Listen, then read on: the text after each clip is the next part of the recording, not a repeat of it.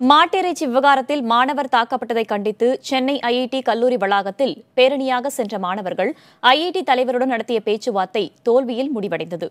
மாட்டிறைச்சி விருந்திற்கு ஏற்பாடு செய்த மாணவர் சூரஜ் தாக்கப்பட்டதை கண்டித்து சென்னை ஐஐடி கல்லூரி வளாகத்தில் மாணவர்கள் பேரணியாக சென்றனர். கல்லூரி வளாகத்தில் இருக்கும் ஹிமாலயன் மாணவர் விடுதியிலிருந்து பேரணியாக ஐஐடி தலைவர் அலுவலகத்திற்கு அவர்கள் சென்றனர். அங்கு 2 மாணவர்கள் டீனுடன் பேச்சுவார்த்தையில் ஈடுபட்டனர். தாக்கப்பட்ட மாணவரின் மருத்துவ செலவை கல்லூரி நிர்வாகமே ஏற்றுக்கொள்ள வேண்டும், தாக்குதல் நடத்திய மாணவர்களை கல்லூரியிலிருந்து நீக்க வேண்டும், தவறு செய்த மாணவர்கள் மீது எடுக்கப்பட்ட நடவடிக்கை குறித்து மற்ற மாணவர்களுக்கு தெரியப்படுத்த வேண்டும் என்பன உள்ளிட்ட கோரிக்கைகளை கல்லூரி தலைவரிடம் அவர்கள் வலியுறுத்தினர்.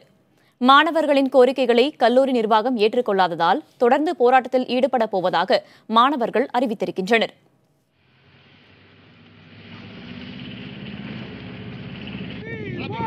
எல்லா ஆம்புலன்ஸ் செலவு, ஹாஸ்பிட்டல் அட்மிட் பண்ற செலவு எல்லாத்தையும் நாங்க நண்பர்களே தான் பாத்துக்கிட்டு இருக்கோம்.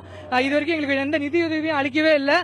அது மட்டும் இல்லாம இதற்கு சிறப்பு இன்வெஸ்டிகேஷன் டீம் அமைக்கணும்னு கேட்டிருந்தோம்.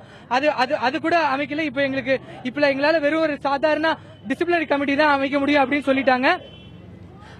அந்த மாணவர்கள் இன்னும் தாக்கிய மாணவர்கள் இன்னும் இன்ஸ்டிடியூட்ல தான் இருக்காங்க. அவங்களை இன்வெஸ்டிகேஷன் பண்ணும்போது அவங்களை சஸ்பெண்ட் கூட பண்றதுக்கு ரெடியா இல்ல.